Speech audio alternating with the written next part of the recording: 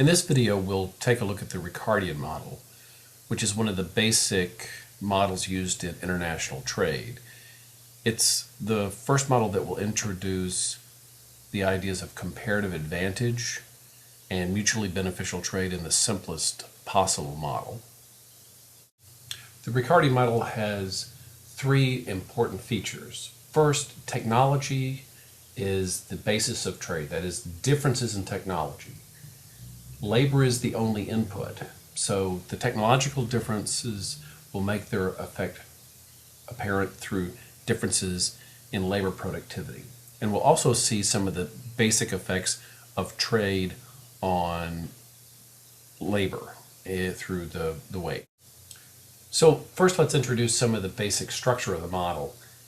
ALX is going to refer to the number of workers needed to produce 1 unit of X in country A. The A refers to the country, L to the factor that's being used, in this case labor, and X is the product that's being produced. So analogously, ALY would be the number of workers needed to produce 1 unit of Y in country A. So we can use these two unit labor coefficients to create the Ricardian production possibility frontiers. That is the combination of output that's possible using all of your labor efficiently. Now, LA will be the total amount of labor supply. So if there's full employment, all of the labor will be used either in the production of X or in the production of Y. Given the unit labor coefficients, ALX times XP, the amount of X that's produced, will give you the total amount of labor that's used in production, and ALY times YP is the total amount of labor used in the production of Y. You can rearrange these terms to get the equation at the bottom, which is basically the equation of the production possibility frontier. Now, this equation is very important because it introduces for the first time the opportunity cost of producing X. Algebraically, that's simply the ratio of ALX to ALY, the number of units used to produce X divided by the number of units used to produce Y. But this is going to give you a sense of how much Y is given up, how much Y is foregone in production if you produce X instead with the available resources. Now, there are a couple of other important things to note about this equation. LA over ALY is the total amount of labor available in the economy divided by the number of units of labor required to produce 1 unit of Y. That is another way of saying that's the amount of Y that can be produced if all the resources in the economy are devoted exclusively to the production of Y. That is to say, if the production of X is 0. So in the same way, if YP is 0, that is to say there's no production of Y, then the total amount of X that could be produced would be LA over ALX. So let's take a look at this on a graph where Y is on the Y-axis and X is on the X-axis. So then we can see that the slope of this equation is again given by minus ALX over ALY. This is the trade-off in production between Y and X. The trade-off if we use resources to produce X instead of Y. The two intercepts are the total amounts of Y that can be produced or the total amount of X that can be produced. Now that's all pretty abstract. So let's take a look at a particular Ricardian example. So let's let ALX equal to 20L over X. That is to say it takes 20 units of labor to produce 1 unit of X. Analogously, 10 workers to produce 1 Y. And that there are 100 workers total available in this economy. So from this information, we'll be able to draw the PPF and also to think about and analyze the opportunity cost of production. So let's take a look at this again algebraically, that is to say the opportunity cost. As I mentioned before, from the earlier equation, it is ALX over ALY. So what does that mean in this particular example? So let's first mechanically put ALX over ALY. Again, it's 20L per X over 10L per Y. Now this by itself is not very helpful. What we should do is to simplify this in order to give it a value that is much easier to interpret. So let's use a little trick. Let's multiply this expression by 1. You can always multiply by 1 and get the value of something doesn't change. But in this case, let's multiply the top by y over 10L and the bottom by y over 10L. That clearly is going to be equal to 1 because the same value of something over the same value is going to give you a value of 1. The denominator, or the expression on the bottom, we're multiplying 10L over y times y over 10L. That's equal to 1. So that cancels out essentially. And the top part of the expression, the L's cancel out, and what we're left with is 2y over x. So algebraically, ALX over ALY, in this case, is 2y per x. What does that mean? The production of x uses twice as many resources as it does to produce 1 unit of y. So the opportunity cost of x is 2y, twice as many resources to produce x as it does y. That's another way of saying that the opportunity cost of y, which is simply the reciprocal of this, ALY over ALX, is 1/2 x. It takes half as many resources to produce y as it does x. Those are the same ideas. If you know the opportunity cost of x, you just look at the reciprocal and you can get the opportunity cost of y. They give you exactly the same amount, same information. So let's return again to this particular example. With 100 workers and each unit of y taking 10 laborers, the total amount of y that could be produced is 10y. So that's the y-intercept in this example. Similarly, if it takes 20 workers to produce 1 unit of x, then the total amount of labor, that x that could be produced is 5x. These are the two extremes, either 10y or 5x. The PPF also gives you the trade-off in between. If we give up not all of the amount of x, but some of the x and produce y instead, the slope of the PPF is going to give you that trade-off. So the trade-off between these, again, is 2y per x. You can either produce 10y or 5x or some combination in between.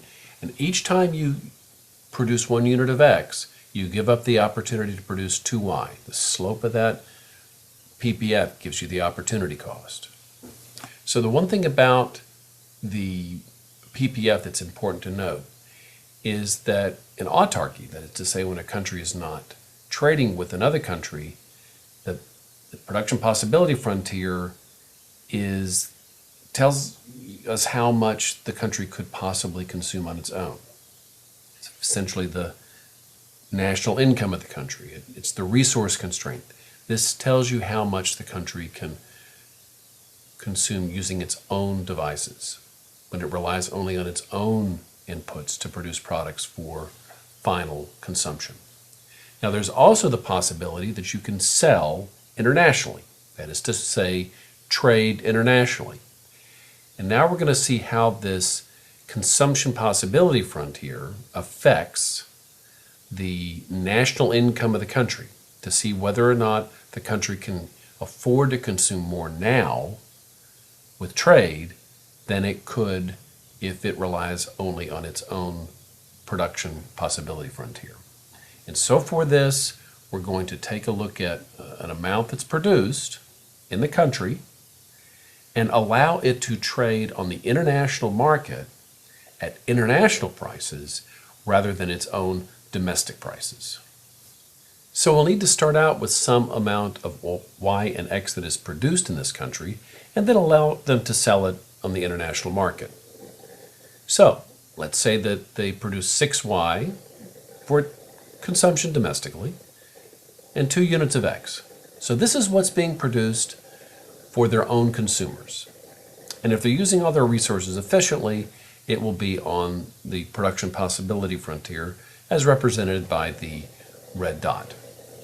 Now we're going to consider what happens if a country takes this amount that is on hand of Y and X and it trades it internationally at the international terms of trade. So we'll need to come up with a price on the international market, and let's suppose that the price of X was 4 times the price of Y. I'm just making these numbers up, but imagine a situation where every X that you sold on the international market earned enough to buy 4 units of Y.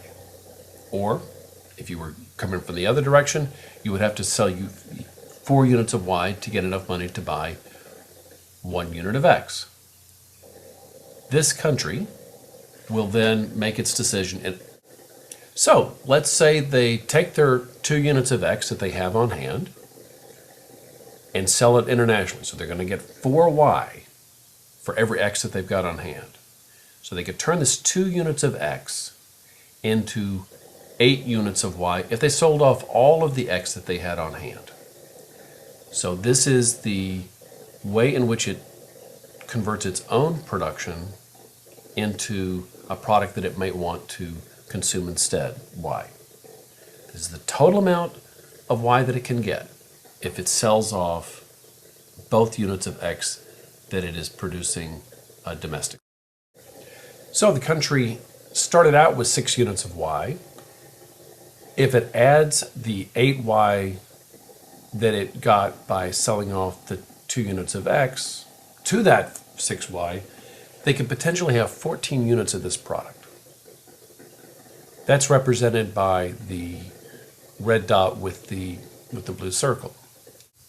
This is a combination of output, 0x, 14y, that would be impossible to get if the country used its own resources.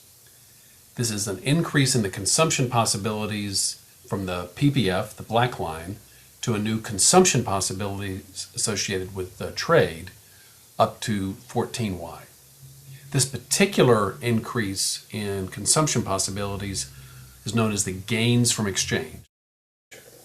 That's the extra income, or in this case, the extra consumption that's possible strictly because the country has taken what it has on hand and sold it internationally. But the country can actually do better. Instead of just trading what it has on hand, it can decide to produce more X. Now, the relative price of X in the world market is 4Y. But what it costs to make this domestically, the opportunity cost, is 2Y per X. That's another signal, that's another way of saying this, is a signal to produce more X. The relative price exceeds the opportunity cost. That's a way of saying that the price exceeds marginal cost in the production of X. Produce more. Produce more X and sell it in the international market. So there's an incentive for the country to now specialize in X. Put all of its resources into this good and sell it internationally. In this instance, that's taking all 100 units of labor, specializing in X, so that the country now has 5 units of X, no units of Y, and then they turn around and sell this on the international market. They can sell a little, they can sell a lot, but we're going to look at what happens if it, for example, sells all 5 units of X on the international market at this international price of 4Y per X. If it takes those 5 units of X, sells it on the international market at 4Y per X, again, that means that every unit of X sold earns enough to buy 5 units of Y. They can turn around and buy 20 units of Y with the 5X that they have on hand. So the country now has a national income line, this blue line, which shows the combinations of Y and X that the country can afford to buy if it produces 5X and sells this on the international market. If it sells all 5 units of X, they can get as much as 20Y. They could sell less than that and only go part of the way up that blue line. But this blue line represents the consumption possibility frontiers, the national income associated with different combinations of Y that the country purchases with the money earned by selling X. And this extra income that's associated with producing more of the good of comparative advantage is known as the gains from specialization. So the benefits from international trade have really two components. The gains from exchange is the benefits that are possible by simply trading what you have on hand at different prices on the international market. The gains from specialization come from putting more of your resources into the good of comparative advantage and producing that good and selling it on the international market.